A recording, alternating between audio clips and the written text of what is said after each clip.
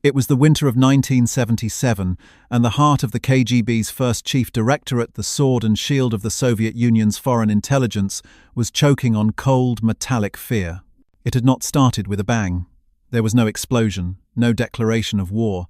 It started with a whisper, a series of phantom pinpricks that, when mapped together, revealed a terrifying wound.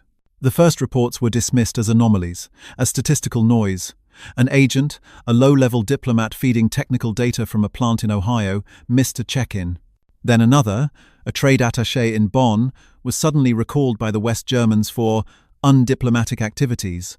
A third, running a deep-cover operation inside a US defense contractor, simply vanished. This was bad, but manageable. Agents were lost. It was the cost of business. But then came the telex. It clattered to life on a cold Tuesday in October. The message, stripped of all emotion and encoded into stark numerical blocks, was decrypted by a trembling cryptographer. He read it once, his blood turning to ice. He read it again, hoping he had made a mistake. He had not. He made the call. Within an hour, the Directorate K Counterintelligence Department was in lockdown. The chief, a man who had seen the worst of Stalin's purges and the chaos of Hungary, stared at the flimsy piece of paper as if it were a live grenade. The report was from their top legal resident in Washington.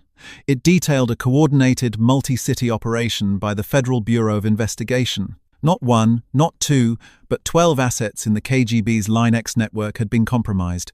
Line X was not a network of political idealists or disgruntled clerks. It was the crown jewel, a sprawling, expensive, and ruthless operation to steal American and Western technology. These were scientists, engineers, and defense employees, all providing the critical blueprints the Soviet economy desperately needed to keep pace. And in a single morning, the network was gone. The FBI had not stumbled upon them by chance. They had not rolled up one agent who then gave up the others. The arrests were simultaneous. From New York to California, FBI agents had moved with surgical, impossible precision. They knew the dead drop locations. They knew the code names. They knew the meeting schedules. It was, in short, a catastrophe. It was as if the Americans had been given the master playbook. The immediate reaction was not shock. It was a cold, suffocating dread. In the grey, fluorescent-lit halls of the KGB's headquarters, a single question echoed, first in whispers, then in accusations. How? How could the Americans see their moves before they were even made? This single event tore the veil off a problem that had been festering for years. It was the phantom in the machine. It was the ghost that haunted the Kremlin's policy. For nearly a decade, the Soviet state had been hemorrhaging secrets. In the 1960s, a vital operation to supply surface-to-air missiles to a key Middle Eastern ally, a move designed to checkmate American influence in the region, had failed catastrophically. The Israeli Air Force seemed to know the exact technical specifications of their brand-new Soviet-made SAMs, developing countermeasures almost before the missiles were off the delivery transport. The Soviet military advisors on the ground were humiliated, their best technology rendered useless. During the tense SALT I negotiations, the Soviet delegation, led by Brezhnev himself, found themselves facing an American team that was eerily prepared. They anticipated every fallback position, every secret concession. It felt less like a negotiation and more like a surrender, as if the Americans were reading from their own briefing notes. The Politburo was furious, and there were other, darker stories. Soviet agents, their own men, KGB and GRU officers who had been sent to the West, only to be arrested almost immediately upon arrival. Good men, loyal men, handled by the most secure protocols. Yet the Americans were waiting for them at the airport. The men in Lubyanka and at the GRU's aquarium headquarters scrambled for an explanation. They blamed the Americans' superior signals, intelligence, their SIGINT. Surely, the National Security Agency had developed some new, terrifying technology, a machine that could read their encrypted cables. They launched a massive, ruinously expensive campaign to upgrade all their communications, to change their one-time pads, to reroute their signals. It had no effect. The leaks continued. They blamed each other. The GRU military intelligence accused the KGB of being penetrated, of having sloppy tradecraft. The KGB accused the GRU of being arrogant fools, of letting their officers get compromised by women and money. Internal investigations were launched, careers were ruined, Good officers were recalled from prize postings and sent to monitor pig iron production in the Urals, all on the basis of a misplaced suspicion. But the real why was too terrifying to consider. A technical failure, a broken code, even a low-level traitor. These were all explainable. They were manageable. The truth was worse. The evidence pointed not to a machine, and not to a low-level clerk. The precision of the American counter-moves, the quality of the information they possessed, suggested something else. The Americans weren't just guessing. They weren't just listening. They had a source. A source so deep inside the Soviet system, so trusted, and so high-ranking that they could see everything. They were not dealing with a simple leak. They were dealing with a hemorrhage. The Soviet Union was a great, powerful ship of state, but somewhere, deep below the waterline, a hole had been blown open, and the cold, dark water of American intelligence was rushing in. The men in the room looked at each other, the unspoken accusation hanging in the smoke. The Phantom was not in Washington. It was not a machine. The Phantom was here. It was in Moscow. It was one of them. If you're finding this exploration of Cold War espionage compelling, it's a story that goes deeper than you can imagine. We cover the hidden impacts and secret battles of this era every week. Hit the subscribe button for Cold War Impact so you don't miss what happens next. The stakes were now clear. This was not just about catching a spy.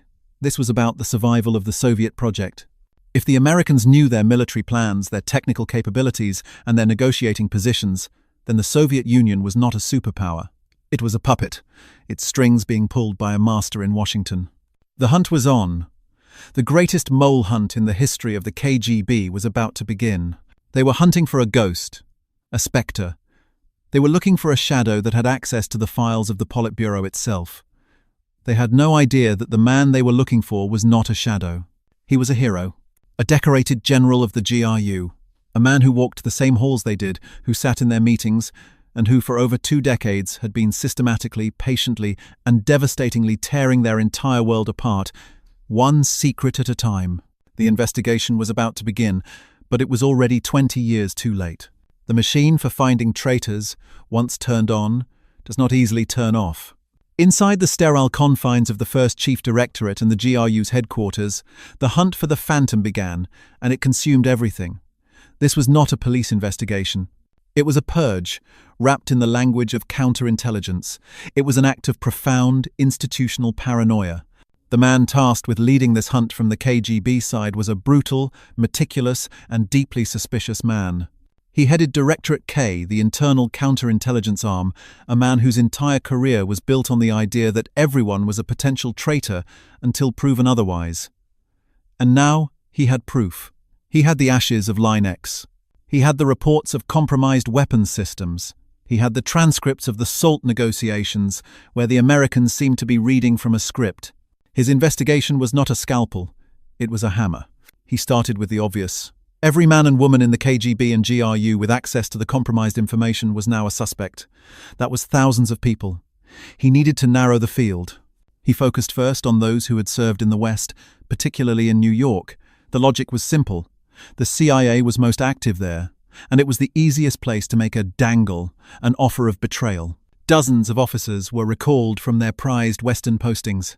Men who had spent years cultivating assets, building their networks, and enjoying the relative comforts of New York, or Paris, or Bonn, were suddenly summoned back to Moscow for consultations. They arrived at Sheremetyevo Airport, only to be met not by their families, but by grim-faced men from Directorate K. Their lives were dissected. Their apartments were searched, their belongings sifted. Every letter home was reread, every contact report scrutinized. Did they show any sign of Western decadence? A new watch? A fondness for American cigarettes or jazz music? Did their reports seem too good? Or worse, too sterile? The interrogation rooms at Lubyanka were busy.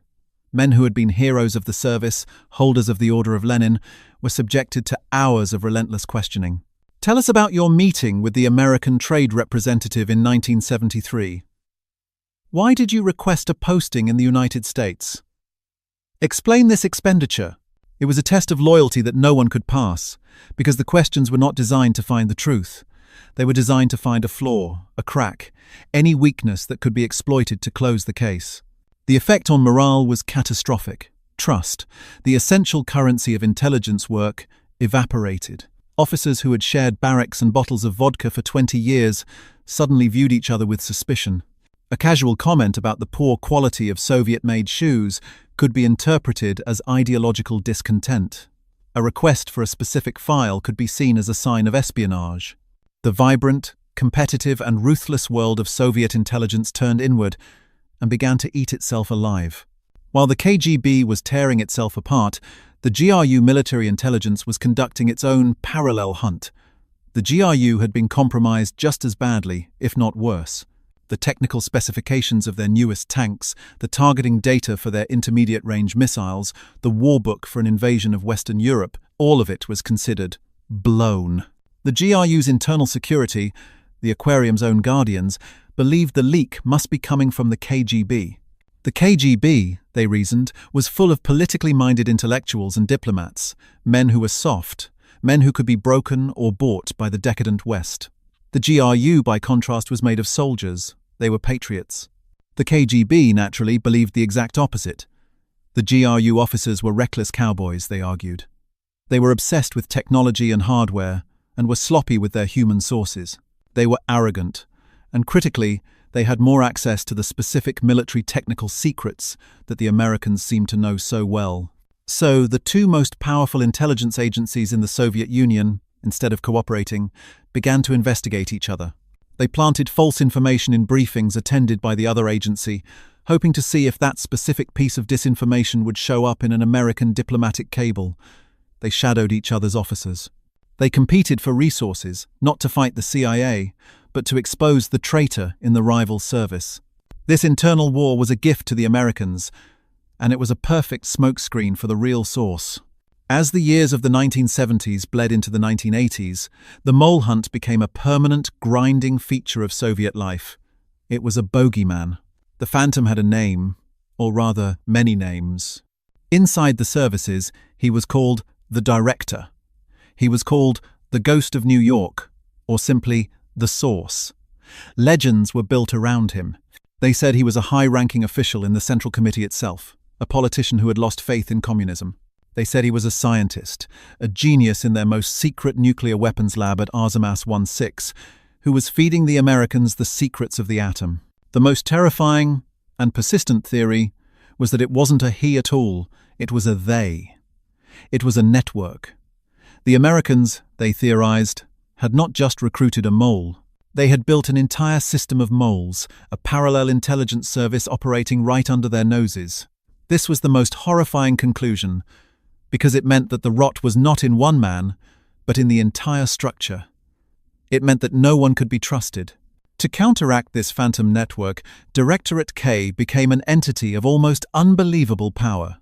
They developed new, infallible methods. They began to polygraph everyone. Returning officers were strapped to the machine, their careers hanging on the nervous skip of a needle. They developed complex matrix analyses, cross-referencing every officer who had access to every secret that had been leaked. They fed this data into humming, room-sized mainframes, hoping the machine would spit out a single, definitive name. But the machine just gave them more questions. The matrix was too large. The compromised information was too broad. It wasn't just military secrets. It was political secrets from the Politburo. It was economic forecasts from Gosplan. It was diplomatic cables from the Foreign Ministry.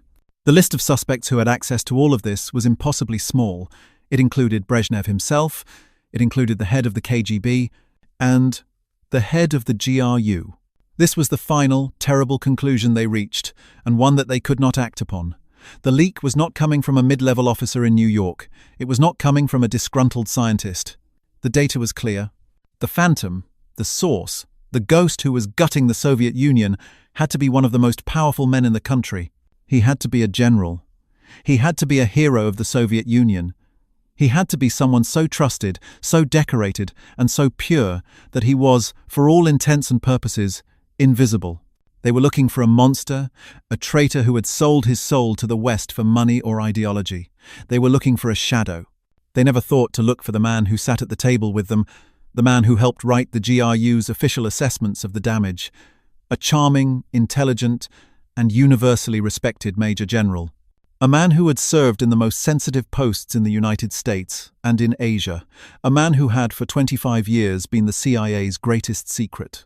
The Soviets had built a legend of a phantom, a bogeyman who haunted their service. They had no idea that the phantom was a real man, and that he was about to give the Americans the final pieces of the puzzle that would, in time, bring the entire Soviet edifice crashing to the ground. While the paranoid machine of Soviet counterintelligence devoured itself in Moscow, hunting for phantoms and tearing its own ranks apart, the reality of the ghost was being quietly, methodically, and gratefully managed from a nondescript office in Langley, Virginia. There was no supercomputer. There was no magical new satellite that could read minds. There was only a series of thin manila folders, locked in a secure, safe, accessible to perhaps 5 people in the entire Central Intelligence Agency. The source was not a network. It was not a flaw in a cipher. It was a man. His codename, over the long decades, would change.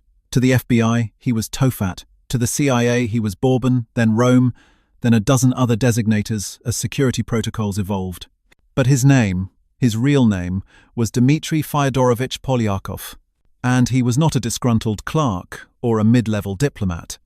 He was a major general in the Glavnoy Razvedivatelnoye Upravlenie, the GRU, Soviet military intelligence. He was a decorated hero of the Great Patriotic War. He was a man who had been trusted with the GRU's most sensitive operations, serving as the military attaché in New York, in Burma, in India. He was a Line X specialist, an expert in the very technical and scientific espionage that the Soviet Union relied upon. He was an insider's insider. He had access to the GRU's war plans. He knew the names of their agents. He sat in on the very briefings where the Politburo's military advisors outlined their strategic needs and failures. He was, in short, the perfect spy. And he had been working for the United States since the early 1960s. For over 20 years, while the KGB and GRU tore Moscow apart looking for a traitor, the traitor was one of their most celebrated generals. The shift in perspective is total. The American ingenuity on display was not one of technology, but of human intelligence, of tradecraft, and of ideological conviction. The CIA did not find Polyakov. He chose them. His motivation was the one thing the Soviet system was incapable of understanding, the one variable their paranoid matrix could never compute. It wasn't, primarily, money. The CIA paid him, but the sums were relatively modest for the risks he took, and he often refused them. It was not blackmail. He was not a man trapped by vice. It was disillusionment. It was a cold, quiet, precise rage. Dmitry Polyakov was a true believer who had lost his faith. He was the son of a bookkeeper who had been murdered by Stalin's secret police in the purges of 1937. He had fought bravely for his motherland against the Nazis, only to watch the new Soviet empire become a corrupt, cynical, and brutal machine, just as bad as the one he had fought. He saw the hypocrisy of the party elite, their dakas and their Western luxuries, while the people stood in breadlines. He saw the rigid, unthinking dogma that was stifling Russian potential. He did not hate Russia. He hated the Soviet system. And he had come to a simple, devastating conclusion. The only way to save his country was to help the West win the Cold War. He was not a traitor in his own mind. He was a patriot, performing the most painful, dangerous act of patriotism imaginable. So, in 1961, while stationed in New York, he walked into a meeting with FBI officials, ostensibly to discuss a minor diplomatic issue, and offered his services. At first, the Americans were skeptical. Was he a dangle? A false flag agent sent by the KGB to penetrate them? The dangle theory evaporated the moment his first package of documents arrived. The ingenuity of the American side was in how they managed this impossible asset. For 25 years, they ran the most successful espionage operation in history, right under the nose of the KGB, in the heart of Moscow itself. They communicated with him using the most advanced tradecraft of the era. There were high-speed burst transmitters that could send pages of data in a fraction of a second, minimizing the chance of detection by Soviet radio finders. There were dead drops in Moscow parks, disguised as rocks or pieces of trash, where Polyakov would leave rolls of film and pick up new instructions. His primary case officer for a time was a woman, a rarity in the field, who communicated with him using coded messages disguised as social correspondence. But the most ingenious technology was Polyakov himself. He was patient. He was meticulous. He was, by all accounts, charming and well-liked. He rose through the ranks of the GRU while he was spying for the CIA. He became the man who reviewed the GRU's agent networks abroad. He was at one point in charge of a department that analyzed incoming intelligence from the United States. He was a fox guarding the henhouse, and he was in fact the chief fox. And what he gave the Americans was not just data, it was the keys to the kingdom. The impossible events that had so baffled the Kremlin in Part 1 were now revealed to be simple, direct results of his work. The Line X network that was rolled up in 1977, Polyakov had handed the CIA and FBI a near-complete list of GRU agents operating in the West. He didn't just give them a few names, he gave them the entire agent directory. The surgical precision of the FBI arrests was no mystery. They had the playbook. The Israeli miracle against the new Soviet Maid Sams in the Middle East. Polyakov had delivered the full technical specifications and operating manuals for the missiles to the CIA before they were even shipped to Egypt and Syria. The Israelis, armed with this data, could program their electronic warfare pods to make the missiles' guidance systems blind. The SALT negotiations, where the Americans seemed to read Brezhnev's mind, Polyakov had provided the Politburo's internal briefing documents, their negotiating red lines, and their secret fallback positions. The American delegation, led by Henry Kissinger, knew exactly how far they could push, and they knew what the Soviets would, in the end, be forced to accept. But he gave them more. So much more. He identified KGB and GRU moles who were working inside the American and British governments, allowing the West to quietly neuter them. He provided the technical details on the Soviets' new T-72 tank, which led directly to the development of new American anti-tank weapons that could defeat its armor. He gave them evidence of the growing political and ideological split between the Soviet Union and China, a piece of strategic intelligence that President Nixon would use to fundamentally reshape the entire Cold War, prying China away from the Soviet orbit. The American dominance was not built on a single lucky break. It was built on a foundation of 25 years of perfect, unparalleled intelligence. While the KGB was looking for a single low-level leak, Polyakov was a one-man flood, systematically draining the Soviet military-industrial complex of its most valuable secrets. He was the phantom. He was the ghost in the machine. He was the bogeyman. And he was, by the dawn of the 1980s, a major general teaching at the GRU's War College, a respected elder statesman of the service, all while still quietly meeting his CIA handlers, still passing film, still believing he was doing the right thing for his country. The Soviets had spent a decade and a fortune hunting for a ghost. They had no idea the ghost was real, and that he was about to make his first and only mistake. The trap was set, not by the KGB, but by another American, and the shock moment was finally, after 25 years, about to arrive. The end did not come from a brilliant piece of KGB deduction. It did not come from a polygraph needle, a decoded signal, or a grainy photograph. The Soviet counterintelligence machine, for all its brute force and paranoia, had failed. For 25 years, the phantom had walked among them, and they had been blind. The discovery, the moment the ghost was finally given a face, came not from Moscow, but from Washington. And it came not as a victory, but as a transaction. The year was 1985. The Cold War was in its bitter endgame. In Washington, D.C., a disgruntled, alcoholic, and deeply indebted CIA officer named Aldrich Ames walked into the Soviet embassy and offered to sell his country's secrets. He was not an ideologue, he was not a patriot, he just wanted money. The KGB resident in Washington, skeptical at first, was soon astonished by what Ames was offering. As a CIA counterintelligence officer, Ames had access to the one thing the KGB craved more than missile technology: the list of all Soviet citizens who were spying for the United States. Back in Moscow, at the Lubyanka, the first reports from Mr. Robert, Ames's new codename, were processed.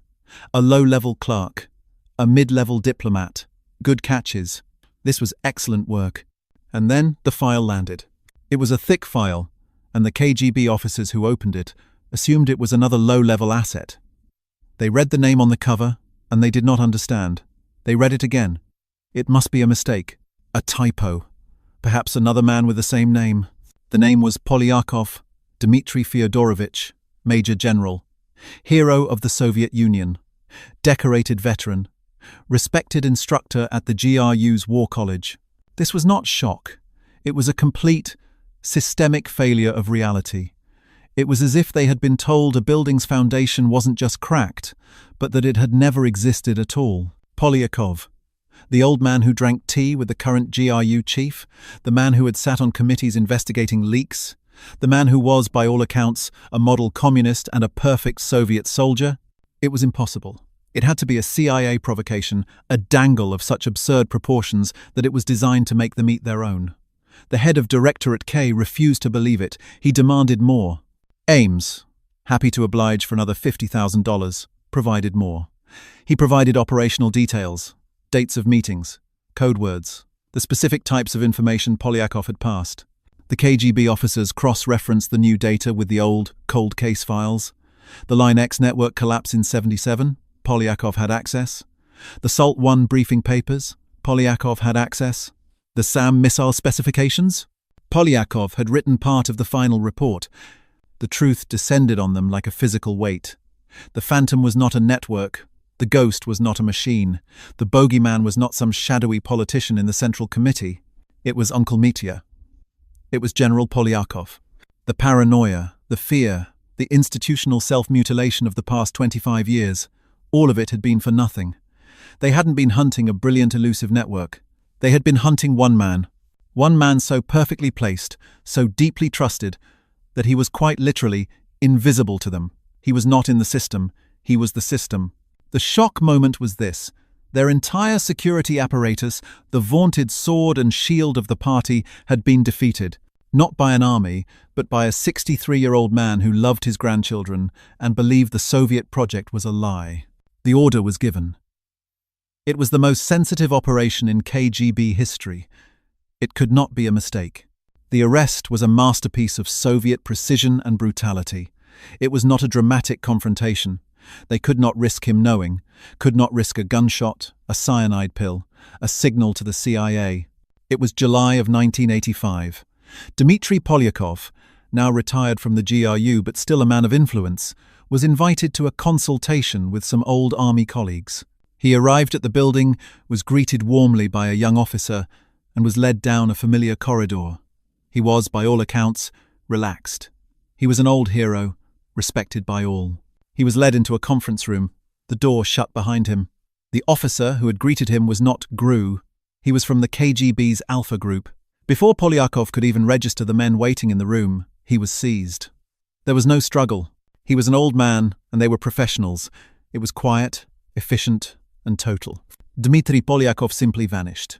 He was taken, not to Lubyanka, but to Lefortovo prison, the KGB's brutalist fortress for its most important traitors. The interrogations began, and here the true shock revealed itself, not to Polyakov, but to his interrogators. He did not deny it. He did not beg or bargain or lie. He was a major general. He was a patriot in his own mind.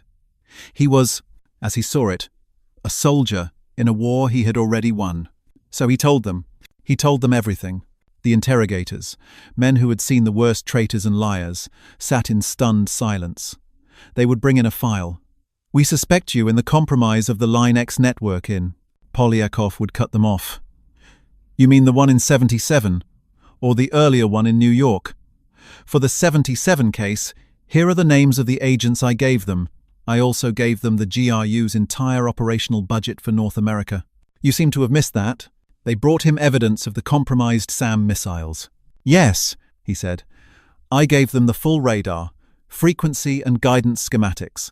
I also gave them the new countermeasures for the T-72 tank, which I see you haven't even asked about yet." This was the futile response. This was the horror. The KGB had prepared for a counterintelligence fight. They had prepared for lies, for tradecraft, for a complex web of denials. Instead, they were being given a lecture. A debriefing. The old general was, in his final act, showing them just how pathetic their hunt had been. He was not a venal traitor like Ames, who had done it for money. He told them he had done it for Russia, to save it from the cancer of communism. This was the one thing they could not process. Their futile response was to try and quantify the damage. They couldn't. The files piled up, filling an entire room. 25 years of secrets. 900 names of GRU and KGB officers working abroad, all given to the CIA. 150 names of deep cover agents. Thousands of pages of technical documents, from tanks and missiles to chemical weapons and nuclear strategy. The Soviet Union's entire military posture, its entire foreign intelligence network, its entire political negotiating strategy for a quarter of a century. All of it had been a book, open on a desk in Langley, Virginia. The KGB had caught him. But it was not a victory. It was an autopsy. They had finally cornered the Phantom, only to discover the Phantom had been the building's architect, and he had designed it to collapse. The damage was not repairable. The system was not just broken, it was a hollowed-out shell. The Cold War was, for all intents and purposes, over. One man in that room in Lefortovo knew it. The rest were just beginning to understand. The trial of Major General Dmitry Fyodorovich Polyakov was not a trial. It was a ritual. It was held in secret, in a windowless room, before a military tribunal whose verdict was decided long before the first session. The records, locked away for decades, show a man who was composed, articulate, and utterly unrepentant. He had, in his own words, done his duty. The verdict was announced on November 27, 1987. Death. The sentence was carried out on March 15, 1988. A single bullet, fired into the base of the skull in the execution cellars of Lefortovo. It was a quiet, bureaucratic end to the most devastating act of espionage in modern history. But the verdict that mattered was not the one read by the court. It was the one contained in the mountains of files that now bore his name. The damage assessment that the KGB and GRU would spend the last dying years of the Soviet Union trying, and failing, to comprehend. Here is the killer statistic, the final, brutal arithmetic of one man's war. In 25 years of service to the CIA, General Polyakov delivered a payload of secrets that shattered the Soviet state. The numbers are not human, they are geological. He exposed, by name, over 1,500 KGB and GRU officers operating undercover. Not low-level agents, but officers, the professional core of the services. He identified 150 deep-cover, illegal agents, the spies who operated with no official cover, who had been painstakingly embedded in Western society for decades. He provided the complete order of battle for the GRU, their entire agent list, their operational budgets, their internal reporting structures, and their technological shopping list for the West. He handed over the technical manuals, design blueprints, and known weaknesses for every significant weapons system the Soviet Union developed from 1965 to 1985. This included their surface-to-air missiles, their anti-tank guided missiles, their T-series tanks, their nuclear submarine guidance systems, and their plans for chemical and biological warfare. It is not an exaggeration to say that for a quarter of a century, the Pentagon and the CIA knew more about the true state of the Soviet military than the Soviet Politburo did. This is the macro theme. This was the true, systemic failure. The Soviet Union collapsed, in the end, not because it was invaded, and not because it was outspent, though it was. It collapsed because it was a hollow structure. It was a system built on a foundation of lies, held together by paranoia and fear, and it had no defense against a man who simply told the truth. Polyakov's success was not a failure of security, it was a failure of ideology. The KGB and the GRU, in their endless, paranoid hunt for the Phantom, were looking for the wrong man. They were looking for a reflection of themselves. They were hunting for a man motivated by greed, like their new asset, Aldrich Ames. They were looking for someone who was blackmailed, someone driven by vice or ego. The Soviet system was a machine designed to imitate. It stole Western technology because it could not innovate. It built an intelligence service that assumed its opponents were as cynical and corrupt as they were. They were constitutionally, genetically incapable of understanding a man like Dmitry Polyakov, a man who was not motivated by money but by an idea, a man who had looked at the very center of the Soviet project, the project he had fought for as a young man, and found it morally bankrupt. His rage was not the hot rage of an impulsive traitor. It was the cold, patient rage of a patriot who believed his country had been stolen. This is the ultimate American dominance in the Cold War. It was not the SR-71. It was not the aircraft carrier. It was the idea. The West, for all its flaws, represented an idea that could, in the end, recruit a man as high-ranking as a GRU general and turn him into the most powerful weapon of the war.